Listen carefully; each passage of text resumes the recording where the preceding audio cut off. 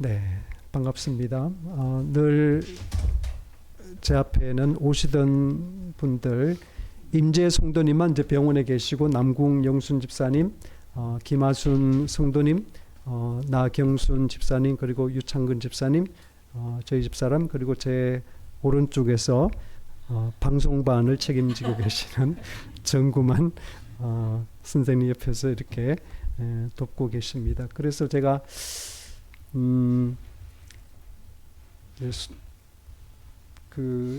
저도 요즘 목이 예전 같지가 않아서 찬양을 해도 이렇게 고음도 내는 것이 참 불편하고, 그래서 더군다나 이번에 동영상을 하고부터는 제 찬양하는 것들이 많이 좀 생경하고, 그런데 이걸로 이렇게 같이 해주니까 피아노 반주가 마치 있는 것처럼, 그리고 많은 성도들이 함께 찬양하는 같은 그런 힘이 나서 참 좋습니다. 네, 고맙습니다. 오늘은 우리 시 138편 1절부터 8절 비교적 짧은 시인데, 이 부분을 좀 세 부분으로 나눠서 살펴보려고 합니다. 올해가 저한테는 2025년이 저한테는 좀 개인적으로는 좀 특별한 그런 해가 되었습니다. 왜냐하면 제가 65년생이니까 만 60세가 되는 해이기도 하고, 우리 교회가 또 만 10주년을 하나님께 감사하는 그런 해가 되기도 하고, 뭐 그런 점에 저한테는 좀 특별한 그런 해이고, 지금 이제 우리가 가을을 또 맞이해서 얼마나 우리가 이 가을이 오기를 고대했습니까? 땀을 뻘뻘 흘리면서, 그렇다고 일을 안 할 수 없고 일상을 우리가 또 놓을 수도 없는 그런 여름 나날을 보내면서, 때로는 잠도 설치면서 그렇게 힘들게 여름을 지나면서 이 가을을 기다렸는데, 드디어 짧을 것 같지만 그러나 감사한 이 가을이 와서 또 하나님께 감사하게 됩니다. 여러분들은 어떤 감사를 하시는지 제가 한번 여쭤보고 싶습니다. 여러분들은 어떤 점이 고맙고 하나님께 감사가 되시는지요? 몸은 비록 피곤하고 힘들지만은 마음에 힘이 있을 때에 또 우리가 감사를 할 수 있습니다. 오늘 시 138편은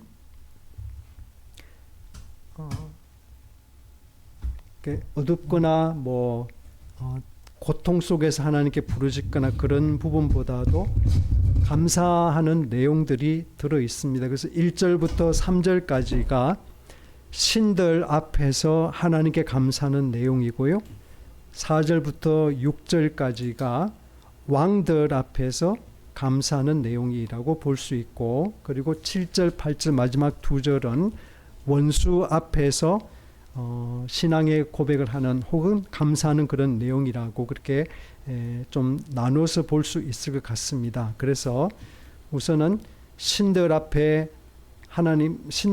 하나님께 올리는 감사 내용을 1절부터 3절까지를 한번 살펴보실 때에 본문을 한번 보시겠습니다. 제가 오늘은 세 번역을 가지고 왔거든요. 그래서 여러분께서는 개역 개정을 1절부터 3절까지 눈으로 따라 보시면서 제가 읽어드리는 세 번역과 함께 좀 비교하시면 내용이 조금 더 풍부하게 다가오실 거라 생각합니다. 제가 먼저 시작하겠습니다. 주님, 온 마음을 기울여서 주님께 감사를 드립니다.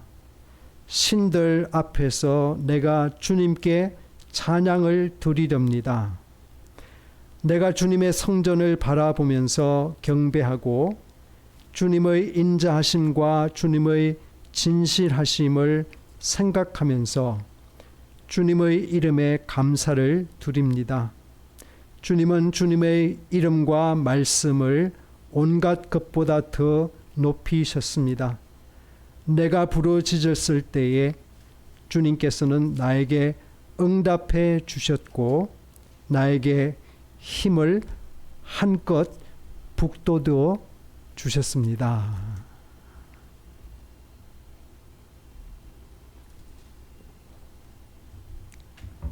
네, 신들 앞에서라는 표현이 138편 1절에서 나오고 있죠. 여러분이 가진 개역 개정에서도 신들 앞에서라고 이렇게 되어 있는데 이 표현들이 시편에서는 종종 나옵니다. 예를 들어서 우리가 지난주 수요일 날 136편 그는 선하시며 그 인자하심이 영원하도다라는 그 후렴구가 들어가 있는 136편 꽤 긴데요. 그걸 우리가 같이 한번 슬쩍 살펴봤는데 그 말씀에도 2절에 보니까 이렇게 되어 있어요.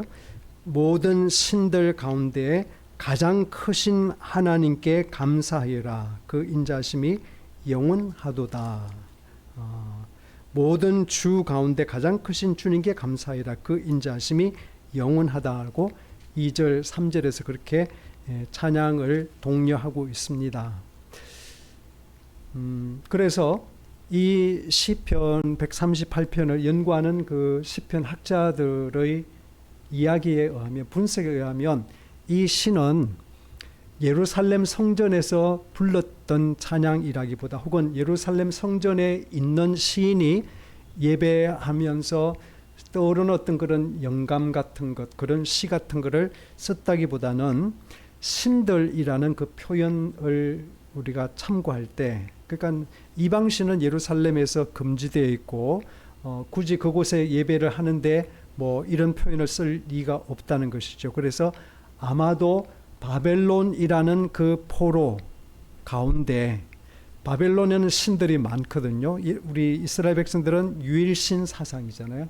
오직 여호와 한 분만이 신이다고 그렇게 믿었는데 바벨론에 가보니까 뭐 마르둑도 있고 뭐 여신도 있고 티아못도 있고 하여튼 여러 신들이 있습니다. 뭐 신화가 많아요. 그래서 신들이 넘치는 이방 지역에서 이 시를 지었을 거라고 그렇게 보면 좀 더 이 시 내용을 파악할 수 있다라고 하는 것입니다. 그렇다면 이 시는 신들 앞에서 신들이 많은 이 고장에서 이 제국에서 나는 하나님께 감사드립니다라고 이렇게 고백을 하고 있다는 것이죠. 근데 여러분 바벨론은 제국이지 않습니까? 제국이라는 그 말은 그리스도 제국이고 헬라 제국이고 로마도 제국이고 그렇죠? 뭐 신성 로마 제국 다 그렇게 제국인데 영어로 제국을 empire라고 그렇게 부르죠. empire. 그렇죠? 그런데 empire라는 그 영어의 제국이라는 그 뜻의 단어는 라틴어에서 임페로라는 단어에서 나왔습니다. 근데 임페로라는 그 단어는 여기 또 영어 선생님 계셔가지고 제가 좀 쑥스럽긴 한데요. 영어의 그 명령형이라는 그 단어를 imperative라고 이렇게 씁니다. 그래서 임페로라는 말은 말하다 혹은 명령하다라는 라틴어 뜻에서 나왔습니다. 그래서 명령하면 말하면 밑에 사람들이 그 명령을 준행하는 그런 시스템, 그러니까 피라미드식의 어떤 체계를 empire, 제국이라고 그렇게 부른다는 것입니다. 그러니까 일극체제죠. 황제 혹은 왕이 신처럼 절대적인 그 1인자의 자리에 있고 그 밑에 있는 모든 그 하부 구조의 모든 사람들이 그 일극체제의 황제 혹은 왕의 말 한마디를 법으로 여기고 일괄적으로 움직이는 그런 체제가 바로 제국이라는 말이죠. 그런데 여러분 바벨론 신화라든지 로마 신화, 뭐 그리스 신화 같은 것들을 보면 신들이 되게 싸움질을 많이 합니다. 치사한 그런 일도 많이 하고요. 질투도 많은 것 같고 그래서 우리 인간보다 좀 낮은 조금 수준이 낮은 그러니까 하류 지금 생각나는데 무슨 중국의 무협지 같은 그런 뭐 다툼을 하는 것들 그렇게 막 신들끼리 질투하고 뭐 죽이고 뭐 그렇게 좀 비도덕적인 그런 일을 하기도 하고 뭐 그런 일들 그래서 바벨론의 신화 혹은 다른 나라들의 신화라는 것은 이렇게 전쟁과 지배 구조를 보이는 것이고 그래서 제일 힘이 있는 신이 일극체제를 유지해서 다른 신들을 다 지배하는 그런 체제가 바로 신화의 이야기거든요. 그것은 다시 말씀드리면 제국의 판박이이면서 제국의 그런 황제가 다스리는 일극체제를 정당화하는 그런 이데올로기로서 이방 나라들의 신화가 사용이 되었다라는 사실이지요. 그런데 우리 시인은 그런 상황 속에 살아가면서 우리 하나님은 그런 분 아니야. 우리 하나님은 신들보다 훨씬 더 높으신 분이야 라고 하는데 2절에서 뭐라 그런가 하면 내가 주님의 성전을 바라보면서 라고 되어 있습니다. 이 이야기는 내가 지금 성전이 보이는 어떤 지근 거리에서 성전을 멀리서 저렇게 건너다 보면서 그 시를 지었을 수도 있지만 제가 아까 말씀드린 대로 성전을 마음속에 그리면서 혹은 성전이 있는 곳을 향해서 다니엘이 그 성전을 향해서 난 창문을 열고 하나님께 하루에 3번 기도했던 그 다니엘의 그 마음처럼 성전을 향해서 마음을 두고 보니까 그렇죠? 하나님께 예배하고 성도들과 만나서 함께 반감을 나누고 말씀을 듣고 마음을 찢고 하나님께 회개하기도 하고 찬양하기도 하고 또 축제를 했던 그 성전이란 자리를 회상할 때 떠오르는 것이 무엇인가? 바로 2절 하반부에 주님의 인자하심과 주님의 진실하심을 생각하면서 주님의 이름에 감사를 드립니다. 그렇게 말을 하고 있습니다.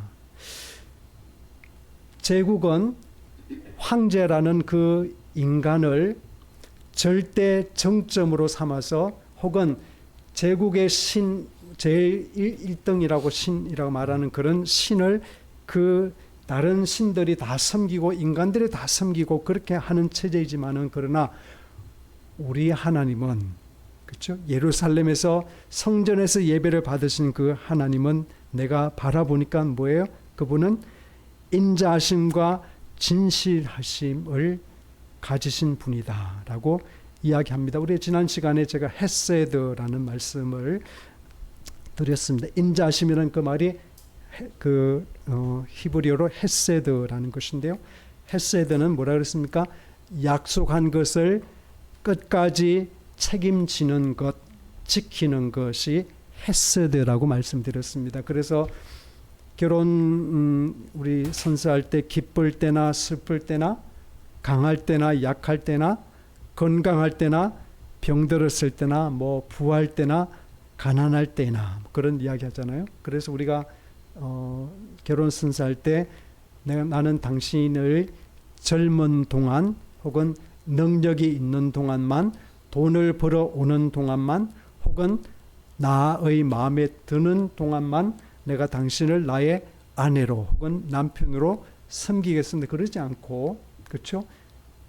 기쁠 때나 슬플 때나 강할 때나 약할 때나 건강할 때나 병들었을 때나 그렇죠? 끝까지 죽음이 우리를 가르는 그날까지 나는 당신의 아내로서 나는 당신의 남편으로서 내 자신이 당신의 행복을 위해서 나 자신을 배우자로 드리겠습니다 라고 하는데 그 맹세를 지키기 위해서 노력하고 애쓰는 그 모든 것이 바로 헤세드이고 그것은 구약 성서들은 철저하게 하나님께로 돌려지는 그런 본성이다, 특징이라고 말씀을 드렸습니다. 하나님은 아브라함에게 내가 이 땅을 너와 내 자손에게 줄 거야. 너의 이름이 크게 될 거고 세계 만민이 너를 통해서 복을 받게 될 거야 라는 말씀을 하셨고 이삭에게도 그 약속을 주셨고 야곱에게도 그 약속을 주십니다. 그래서 하나님은 아브라함과 이삭과 야곱이 그 세상을 떠난 훨씬 뒤에도 몇백 년이 지나서 그들의 이름이 거의 잊혀진 그런 가운데에도 하나님은 끊임없이 아브라함에게 하신 약속을 기억하사 그런 말씀하세요.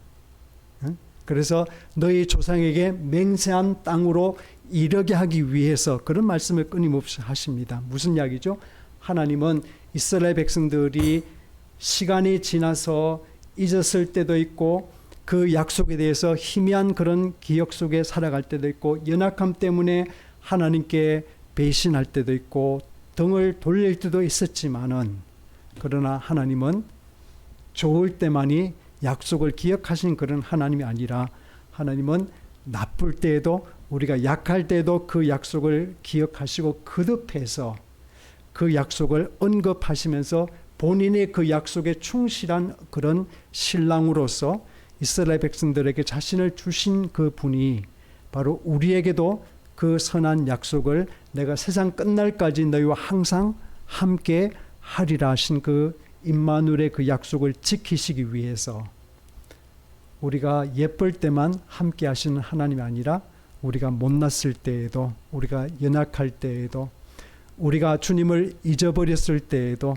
주님은 그 약속을 지키기 위해서 당신의 성실과 인내로 역사하시는데, 그 모든 것이 바로 헤세드다 라고 하는 말씀이죠. 그래서 고린도전서 15장 10절에 보니까 사도 바울이 이렇게 고백을 합니다. 그러나 나의 나 된 것은 하나님의 은혜로 된 것이니 내게 주신 그 은혜가 헛되지 아니하여 내가 모든 사도보다 더 많이 수고하였으나 내가 아니요 오직 나와 함께 하신 하나님의 뭐예요?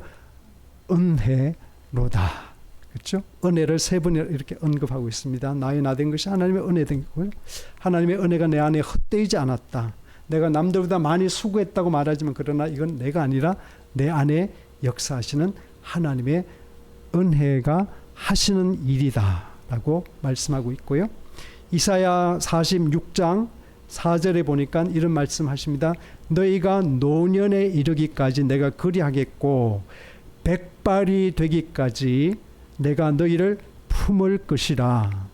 내가 지었은즉 안을 것이요 품을 것이요 구하여 내리라.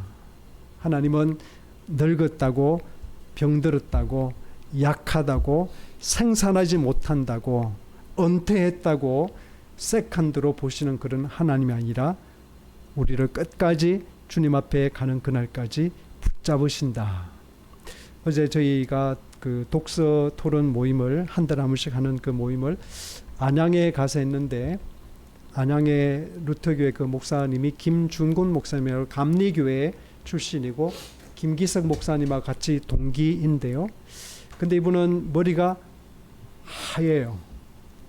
그래서 어떤 분 이야기에 의하면 40대 때부터 전철을 타면 젊은이들 벌떡벌떡 일어나서 몹시 당황했다고 하는 그런 이야기가 있습니다. 근데 어제 이제 가니까 벌써 이제 67세 뭐 그 정도 면퇴를 2, 3년 앞두고 있는데, 몸도 많이 이제 피곤하고 약한 그런 상황이 있는데, 근데 여러분, 우리 사회는 생산성을 되게 강조합니다. 그래서 은퇴를 하고 나면 마치 뒷방 늙은이 취급을 해요, 우리 사회는. 그런데 하나님께서는 우리를 그렇게 보시지 않는다는 거예요. 하나님께서는 우리가 얼마나 이 사회 속에서 유용하고 뭐 그런 것들에 대해서 하나님은 관심을 갖지 않으신다. 그래서 주님 앞에 숨 거두는 그날까지 우리와 함께 하시고 우리를 돌보시고 우리를 구원하기 위한 그 노력을 아끼지 아니하시는데, 그것이 바로 주님의 헤세드 때문이다. 주님은 그런 분이기 때문에. 두 번째 이야기가 주님의 진실하심, 혹은 여러분의 가진 성경은 성실하심이라고 되어 있죠. 성실하심, 진실하심. 여기에 사용된 히브리어 명사는 에메트라는 단어인데요. 명사인데요. 에메트는 견고하다, 믿을 만하다, 영원하다라는 뜻의 히브리 단어 아만에서 나왔습니다. 어근이 아만이고, 그래서 에메트라는 말이 되었고, 거기서 우리가 제일 많이 쓰는 아멘이라는 그 단어가 거기서 나왔습니다. 견고하다, 그래서 우리는 믿을 만하다, 그렇죠? 우리는 동의합니다, 저도 그렇게 믿습니다라는 그런 뜻에서 아멘 그러잖아요. 근데 거기에는 단순히 그런 게 아니라 영원하다는 말도 있고 견고하다는 그런 뜻도 있다는 사실 우리가 한번 생각해 봅니다. 출애굽기 34장에 보면 모세가 하나님께 주님 얼굴을 저한테 한번 보여주세요.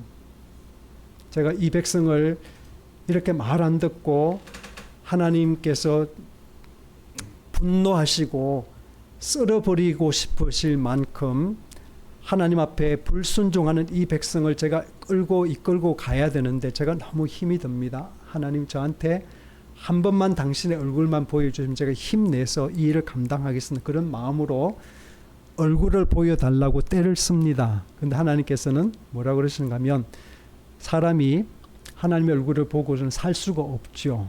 하나님의 그 영광의 얼굴을 보고는 아무도 살아갈 수가 없기 때문에 뭐라고 하시는가 하면 너는 내 정면을 보지 않고 내가 너한테 뒷면을 보여주시겠다 하고서는 하나님의 손으로 그 앞면을 가리시고 지나가신 뒤에 그 바위 사이로 하나님의 뒷면을 보게 하시는데 그때 하나님께서 당신에 대해서 이렇게 선포하십니다. 34장 6절부터 8절에 나오는데 앞부분을 읽으면 나는 여호와라 여호와라 그렇게 말씀하시면서 자비롭고 은혜롭고 노하기를 더디하고 인자와 진실이 많은 자라라고 합니다. 인자와 진실이란 말이 여기서 나오죠. 여기서도 여러분 가지신 진실하심 그리고 앞에는 헤세드 그러니까 에메트와 헤세드가 많은 하나님이라고 그렇게 소개하고 있습니다. 다시 말씀드리면 헤세드와 성실하심은 하나님의 성품인 동시에 창조하시고 구원하시고 우리를 거룩한 백성으로 빚어가시는 주님의 그 모든 활동의 동력이 바로 주님의 인자하심과 주님의 신실하심 안에 들어있다라고 하는 것입니다. 그래서 3절에서 이어갑니다. 내가 부러지셨을 때에 주님께서는 나에게 응답해 주셨고 나에게 힘을 한껏 북돋워 주셨습니다. 제가 오늘 설교 제목을 여기 잡았습니다. 나에게 힘을 한껏 북돋워 주셨습니다. 내가 하나님께 곤란한 사정이 있어서 어려워서 고통스러워서 부러지셨을 때 하나님은 두 가지를 하셨습니다. 하나는 응답하셨다. 두 번째는 힘을 북돋아 주셨다는 말이에요. 응답하셨다는 말은 우리는 너무나 좀 우리에게 맞는 식으로만 말씀을 이해하지만은 하나님께서 내 기도에 응답하셨다는 그 말은 반응하셨다는 말이지 내가 구하는 그것을 주셨다는 그런 말 아닙니다. 그렇죠? 예수께서 응답하여 이르시되 뭐 그런 말씀 나오잖아요. 예수께서 대답하여 이르시되 그럴 때 그것이 제자들이 했던 그것을 예수님께서 거기에 대해서 어떤 가타부타하시는 반응을 하시는 것이지 그거를 주시는 것이 아니다는 것이죠. 그래서 주님이 우리가 부르짖을 때 응답하신다, 반응하신다는 것은 저는 크게 네 가지로 나타난다고 생각합니다. 내가 어떤 문제를 놓고 기도할 때 하나님께 내 기도에 응답하셨다, 반응하셨다는 것은 첫 번째는 제일 우리가 원하는 것이죠. 해결받는 것입니다. 문제 해결되는 거예요. 문제가 없어지는 겁니다. 아픈 것이 낫고 나를 아프게 하는 사람이 벌을 받아서 더 이상 나를 괴롭히지 않고 내가 눈에 보기 싫어하는 사람 위해 기도했던 하나님께 그를 어떻게 그냥 거둬가시고 다른 나라 이민을 보내시든지 뭐 이렇게 해서 내 눈에 안 보이는 상황으로 그렇게 해결하시는 방법이 있고 또 하나는 하나님께서 응답하시는 또 하나의 방법은 기다리라고 말씀하실 때 있습니다. 지금은 때가 아니니 조금 기다리라 라고 하실 때 있습니다. 세 번째는 주님께서 응답하시는 방법은 거절하시는 것이지요. 어떤 분이 그런 말씀했습니다. 천국에 가면 제일 많이 감사할 것은 하나님께서 내 기도를 거절하신 것 때문에 감사할 거다. 저는 그 말씀을 들으면서 좀 충격을 받았는데요. 오래전에 그 말씀을 읽고서 지금도 생각을 하면 맞겠다는 생각합니다. 제가 만약에 하나님께 그 구했던 것을 100% 저한테 다 주셨으면 저는 아마 괴물 같은 그런 사람이 되지 않았을까? 달나라에 혼자 사는 사람이 되지 않았을까? 뭐 그런 생각을 하는데요. 기다리라. 그것도 응답이지만 하나님께 때로는 거절하시는 것. 마지막으로 제일 많이 하시는 방법은 하나님께서는 계시하셔가지고 우리의 태도를 바꾸시는 것. 그러니까 우리가 구하는 것에 대해서 어떤 그 상황에 대해서 하나님께서 우리에게 어떤 계시를 주시는 것. 우리한테 뭐를 깨닫게 하셔가지고 고난을 받을 때 내가 이 고난이 너무 힘들고 사도 바울이 그랬잖아요.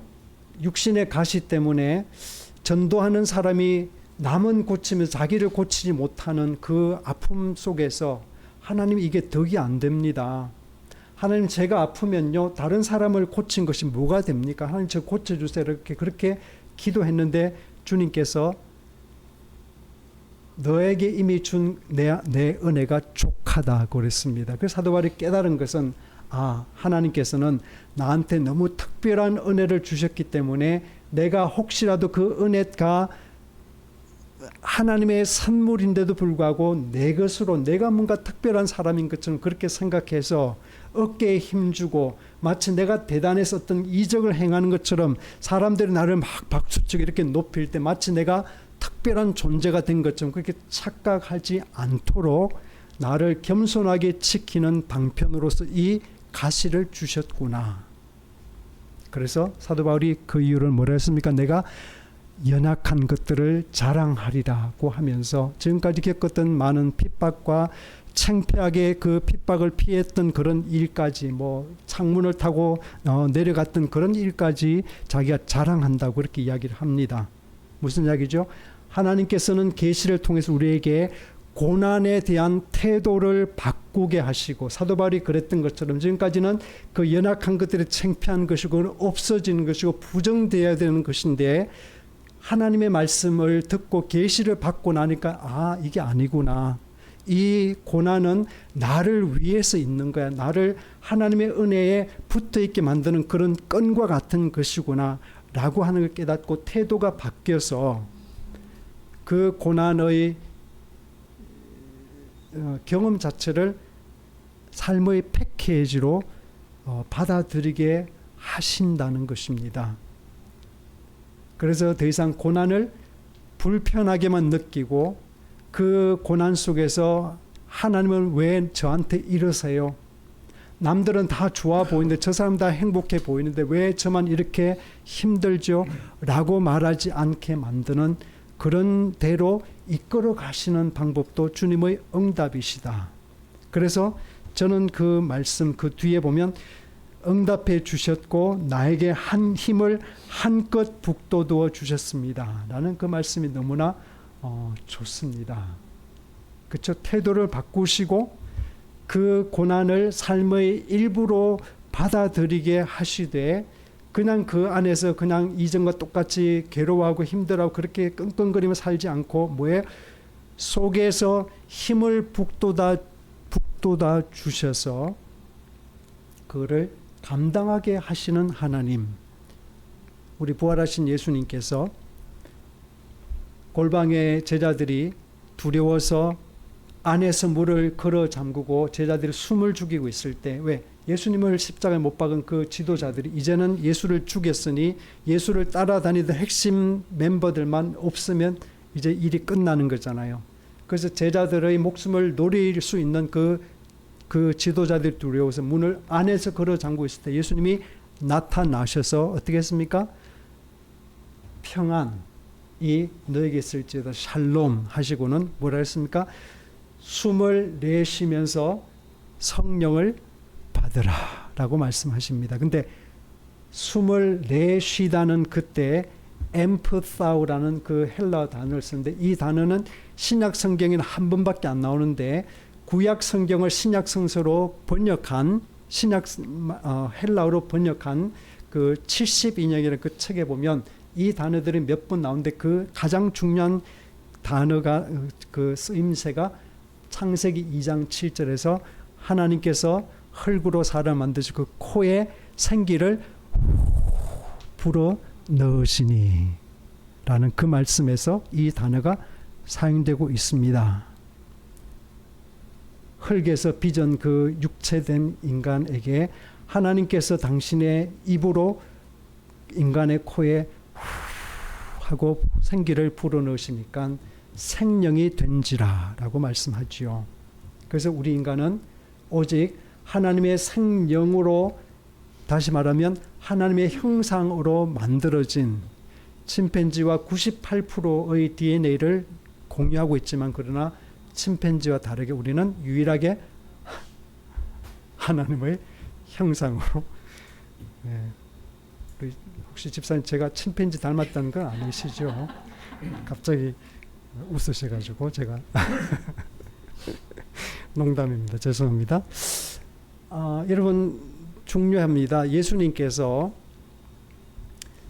너에게 평화가 있을지어다 라고 선언하시고는 우리 같으면 제자들이 평화를 온전히 누릴 수 있는 방법이 뭐겠어요? 예수님이 우리한테 나타나시지 말고 빌라도한테 가시면 되잖아요. 그렇죠? 빌라도한테 가서 내 살았다 그러면 빌라도가 제가 잘못했습니다 하고서는, 아니면 제사장한테, 대제사장한테 가셔가지고 한 번만 보여주시면 그게 다 이제 영어로 just settles, 이 모든 걸 다 해결하시는 거죠. 이 settle. 그렇죠? 이 모든 것들을 다 그냥 한 방에 해결하실 수 있는데 왜 예수님은 여전히 그 두려움 속에 있는 제자들한테 나타나시가 평화가 너 있을지어다 하면서 하고 성령을 받으라고 말씀을 하실까요? 아니면 유대 군중들 앞에 나타나셔가지고 내가 살아났다 그러시면 예수님의 십자가에 못 박으라 이렇게 소리 질렀던 그 군중들이 회개하고 더 이상 제자들을 괴롭히거나 그러지 않을 거 아니에요, 여러분.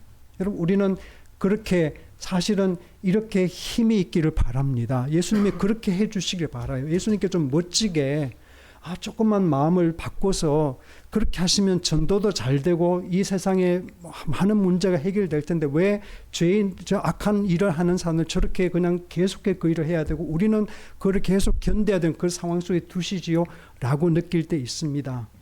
그런데 여러분, 예수님의 방식, 하나님의 방식은 그 두려움의 대상을 제거하심으로 두려움을 가질 수 없는 그런 상황으로 몰아가시지 않으시고 여전히 그 두려움 속에 가두어 두시면서도 이전에 느끼지 못했던 평화를 누리게 하시는 것. 뭐죠? 우리 속으로 힘을 북돋아 주셔서 세상이 알지 못하고 세상이 줄 수 없고 빼앗을 수 없는 하늘의 평안을 우리 속에 주심으로 우리가 세상 앞에서 세상이 우리에게 빼앗을 수 없는 그 평화를 나누고 증거하는 삶을 살아가게 하는 것이 바로 하나님의 방법인 것입니다. 네, 이제 1절부터 3절까지 했고요. 나머지 부분은 이제 조금 줄여서 살펴보도록 하겠습니다. 4절부터 6절까지를 보시겠습니다. 왕들에게 올리는 기도. 제가 다시 4절부터 6절까지 주님께서 친히 하신 말씀을 들은 모든 왕들이 주님께 감사를 드립니다. 주님의 영광이 참으로 크심으로 주님께서 하신 일을 그들이 노래합니다. 주님께서는 높은 분이시지만 낮은 자를 굽어보시며 멀리서도 오만한 자를 다 알아보십니다. 네. 여러분, 구약 성경에서 주님께 감사한 왕들이 기억나시나요? 이스라엘 왕들 말고 이방 왕들 가운데 주님을 인정하고 네?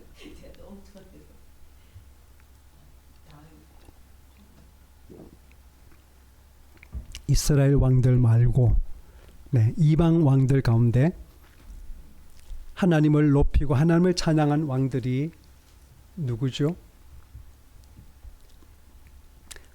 모세가 10가지 재앙을 행했을 때 바로가 하나님을 인정했고요. 바벨론의 포로 잡혀갔던 다니엘과 세 친구들 때문에 느부갓네살 왕이 특별히 다니엘서 4장 34절부터 35절 그 부분 한번 찾아보시겠습니다. 다니엘 4장 34절 35절에 보면 느부갓네살 왕이 지난번에 제가 잠깐 말씀드린 대로 바벨론 성을 흔하게 그 7대 불가사리에 해당하는 그 거대한 성을 짓고서 바벨론 느부갓네살 왕이 이 내가 세운 이 도성 이 거대한 바벨론을 보아라. 나의 권세와 능력과 나의 영화와 위엄이 그대로 나타나 있지 않느냐라고 30절에 스스로 그 도취해서 4장 30 그 말을 했단 말이에요. 근데 하나님께서 그 순간에 나타나셔가지고 이 느부갓네살 왕을 아주 짐승처럼 만드시고 이성을 빼앗아 가셔서 그래서 그가 몇 년 동안 바깥에서 소처럼 풀을 뜯고 들에서 그렇게 짐승처럼 살았습니다. 그리고 나서는 이제 34절 35절에 보면 이렇게 되어 있죠. 같이 보시겠습니다. 시작. 그 기한이 참에 나 느부갓네살이 하늘을 우러러 보았더니 내 총명이 다시 내게로 돌아온지라.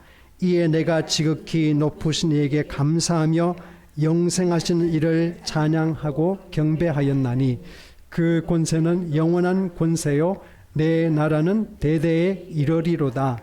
땅의 모든 사람들을 없애는 같이 여기시며 하늘의 군대에든지 땅의 사람에게든지 그는 자기 뜻대로 행하시나니 그의 손을 금하시든지 혹시 이르기를 네가 무엇을 하느냐고 할 자가 아무도 없도다. 이것이 바로 느부갓네살이 교만했다, 극도로 교만했다가 하나님 앞에서 벌을 받고서 몇 년 동안 짐승처럼 살고 그러다 총명이 돌아왔을 때에 하늘의 하나님께 겸손하게 고백한 그 부분입니다. 다리오 왕도 그랬고요. 다니엘서 보면 그 다음에 느헤미야의 이야기를 귀 기울인 고레스 왕도 그랬고 이스라엘 백성들이 바벨론 포로 70년을 마치고 고국 땅으로 돌아가도록 허락한 그리고 성전을 지을 수 있도록 돈까지 넉넉히 왕의 그 창고를 열어서 했던 그 고레스 왕도 그랬고 요나가 싫어 하다가 결국은 니느웨 성에 가서 금식을 그러니까 그 하나님께서 40일이 지나면 이 성을 멸망시키시려 한다고 하는 그 말씀을 전했을 때 그 니느웨 왕 그러니까 아시리아죠. 아시리아 왕이 온 그 백성들뿐만 아니라 짐승까지 금식을 시키지 않습니까? 그 하나님께 회개하라고 그렇게 하는 그런 여러 가지 이제 왕들의 예가 나오는데 그냥 감사합니다, 뭐 찬양합니다는 그런 말로서가 아니라 하나님을 인정하고 그 하나님 앞에 항복하는 그런 왕들이 구약 성서에 꽤 많이 나온다.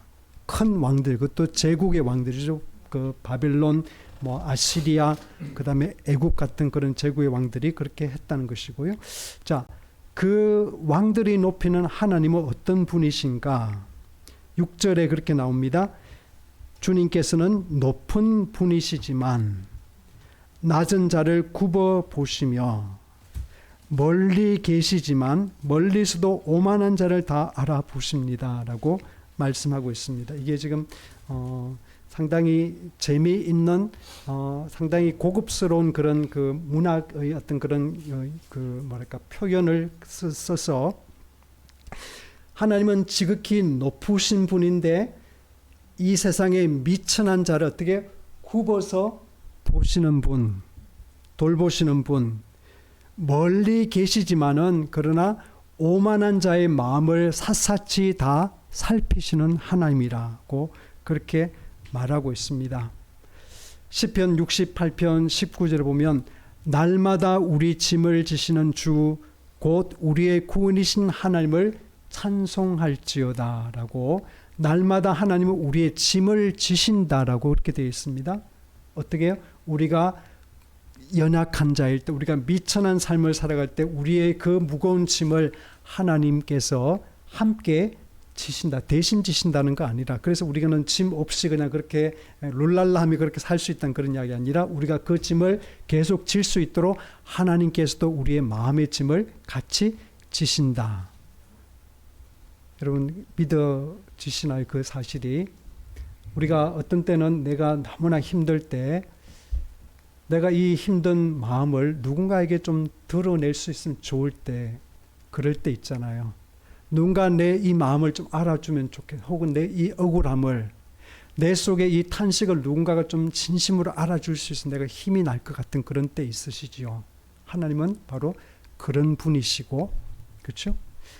그렇게 우리의 짐을 지신다는 것이고, 그래서 하나님은 높은 데에서 그냥 인생들이 고난받는 것을 관망만 하시거나 큰 사건이나 큰 사람들의 사건에만 관여하는 그런 하나님이 아니라, 낮은 자를 하나님은 굽어 살피시고, 높은 자가 함부로 살아가지 않도록, 함부로 사람들을 억압하지 않도록 낱낱이 아시고 정의롭게 판단하시고 심판하시는 하나님이라고 합니다.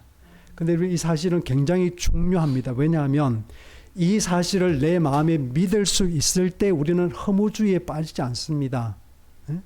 우리가 인생을 살다 보면 하나님의 역사하심의 그 방식이 너무나 느려서, 이런 지구가 엄청나게 빠른 속도로 돌고 있음을 우리는 느끼지 못하잖아요. 너무나 큰 지구니까. 우리는 그걸 적응해서 그렇게 돌고 있거든요. 그것처럼 하나님은 분명히 큰 틀에서 역사를 움직이셔 당신의 역사를 수레바퀴를 지금도 돌리고 계시는데, 우리는 그것을 미처 보지 못합니다. 그래서 우리는 오늘이라는 현상에만 집착하기 때문에, 하나님이 계신 건 맞나? 하나님이 정말 공의로 판단하신 건 맞나? 하나님은 정말 이 세상의 악인들을 심판하시고 연약한 사람들을 도우시고 의인들을 하나님이 정말 보호하신 건 맞나? 라는 마음의 의문이 들 때 있습니다. 그때도 이 시인이 고백하는 것처럼 하나님은 낮은 자를 높이 계시지만 낮은 자를 굽어 살피시고, 높은 자가 함부로 까불지 않도록 하나님은 일일이 그 모든 사람들의 숨은 생각과 행동을 달아보시고 심판하신다라는 믿음을 우리가 견고히 가질 때만이 우리가 오늘을 성실하게 믿음의 사람으로 살아갈 수 있는 힘을 우리가 가질 수 있다. 그렇지 않으면 우리는 무너지고 맙니다. 세상에 가면 세상 방식도 그렇게 살고 적당하게 살고, 교회에 오면 그냥 종교인으로 그렇게 하면 마치 그것이 그냥 괜찮은 것으로 생각하지만, 그러나 여러분 그렇지 않습니다. 우리가 이 세상을 살아가면서 세상의 삶 속에서도 여전히 내 마음속에 믿음을 지키고 살아가는 그것은 하나님이 그 자리에도 우리를 보시고 아시고 다스린다는 사실을 우리가 깨달을 때, 마지막 7절 8절 보시면서 말씀을 마치겠습니다. 제가 다시 읽습니다.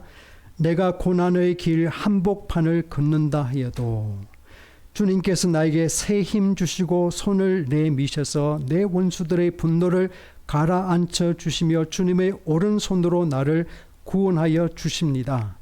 주님께서 나를 위해 그들에게 갚아 주시니 주님의 인자심은, 다시 여기서 헷세대 나왔습니다. 영원합니다. 주님께서 손수 지으신 이 모든 것을 버리지 말아 주십시오. 고난의 길 한복판을 걷는다 해도 그 이야기 뭐죠? 믿음이 있다고 해서 우리가 불행이나 비극이나 원수의 공격에서 면제받지 않는다라는 엄정한 사실이 있습니다. 그러나 베드로전서 4장 12절에 사도 베드로 이렇게 말합니다. 너희를 연단하려고 불시험을 당할 때 이상히 여기지 말라라고 했습니다. 우리를 아버지께서 연단하기 위해서 우리에게 허락하시는 그 불시험이 우리에게 올 때에 우리는 그냥 불을 당하면 뜨겁기만 하고 피하고 싶고 모면하고 싶지만, 그러나 주님은 그 불시험을 통해서 우리에 있는 모든 불순물들을 녹여버리시고 우리를 순수한 금으로 순수한 은으로 빚어 가시는 일을 목적을 가지고 행하고 계시기 때문에 이상히 여기지 말라. 뭐죠? 하나님이 나를 사랑하신데 왜 나한테 이런 일이? 뭐 그렇게 여기지 말라는 것입니다. 교회를 다니는 분들한테 대개 이제 물으면 왜 교회를 다니세요? 뭐 성당도 마찬가지고 통계에 의하면 70% 80%가 마음의 평화를 얻기 위해서 교회를 나옵니다 라고 대답을 한답니다. 그 말이 맞긴 합니다. 근데 여러분 가만히 생각해 보면요, 만약에 하나님께서 우리에게 참 평화를 주시기 위해서 내가 생각하는 초보적인 그 평화를 거두어 가셔야 될 때는 어떻게 하시겠어요?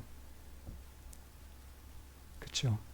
그래서 초신자에게는 하나님께서 그렇게 어린아이처럼 그렇게 평화를 주실 수도 있다고 생각을 해요. 그러나 신앙이 자라면 자랄수록 우리는 때로는 아까 말씀드렸던 대로 고난의 길 한복판을 걸어가야 되는, 혹은 시편 23편처럼 죽음의 사망의 엄침한 골짜기를 지나가야 되는 그런 상황이 우리에게도 주어집니다. 선한 목자가 함께 하고 있음에도 불구하고, 여호와께서 나에게 부족함이 없는 선한 목자이심에도 불구하고 내가 때로는 사망의 엄침한 골짜기를 지나가야 되는 때도 있는데, 왜 그런가 하면 목자들 경험은 그렇죠. 여름에는 썸머 캠프로 올라가는 그 산에 올라가야 되는데, 풀이 초장이 있는 그 높은 산에 올라가야 되는데, 높은 산에 올라가려면 그 깊은 골짜기를 지나야 되는데, 양들은 그거를 그렇게 싫어한다는 거예요. 어두침침하니까, 낯선 길이니까. 그 양들은 그걸 죽음처럼 싫어한다는 거예요. 그래서 다윗이가 23편에 사망의 엄침한 골짜기를 지날지라도, 그러나 여러분 지나가야지 그 풀이 여름 초장을 기다리는 곳이 갈 수 있는 것이에요. 그래서 하나님께 때로는 우리를 그렇게 인도하시기도 한다. 때로는 우리를 단단하게 만드시려고, 우리에게 고난에 대한 태도를 새롭게 만드시려고 우리가 붙잡는, 애써 지키려고 하는 그 평화를 깨기도 하신다라는 사실입니다. 시간이 지나서 말씀을 또 정리해야 되겠습니다. 우드로 윌슨이라는 유명한 그 미국 대통령은 한때는 프린스턴 대학교 총장이었습니다. 제가 오늘 조사해 보니까 미국 대통령이 여러 분 계신데 박사학위를 가진 분은 딱 그분 한 분밖에 없대요. 참 신기하지 않습니까? 우드로 윌슨이라는 그 대통령은 프린스턴 대학교 총장을 하실 때 꽤 오래전 이야기요. 어떤 그 돈 많은 사업가가 자기 아들을 데려와서 부탁을, 이렇게 엄청난 돈을 내면서 그랬대요. 총장님, 제 아들을 빨리 졸업시켜서 사업을 시켜야 되니까 4년 동안 여기 못 둡니다. 제가 이렇게 기부하고 할 테니까 2년 만에 졸업시켜 주세요 라고 하더래요. 그래서 우드로 윌슨 총장이 뭐라 그런가 하면, 제가 이 돈을 받을지 안 받을지는 조금 이따 결정하고 먼저 당신에게 묻겠습니다. 당신은 아들을 참나무로 키우시겠습니까? 아니면 호박으로 키우시겠습니까? 라고 물었대요. 그 아버지는 그 말씀을 듣고 깨달았습니다. 참나무는 진정한 그 제목이 되기 위해서는 뭐 100년을 커야지 제대로 된 나무가 되죠. 적어도 3, 40년이 돼야지 참나무다운 그런 모습을 하는데, 호박은 한철이면 호박이 열리죠. 네, 그래서 우드로 윌슨은 당신이 만약에 아들을 호박으로 한철 그냥 풍미하는 그런 아들로 키우시려면 제가 2년 만에 졸업시켜 줄 수 있지만, 제 생각에는 우드로 윌슨은 다른 대학 가세요. 우리 프린스턴에 그런 학생 안 받습니다만 그럴 수도 있었을 것 같아요. 그래서 그 아버지가 아들을 맡기고 4년 동안 공부를 시켰다는 그런 이야기가 있습니다. 여러분, 주님은 우리에게 하나님의 숨을 깊이 들이켜서 때로는 우리가 힘들게 생각했던 고난의 언덕을 포기하지 말고 넘으라고 말씀을 하시고요.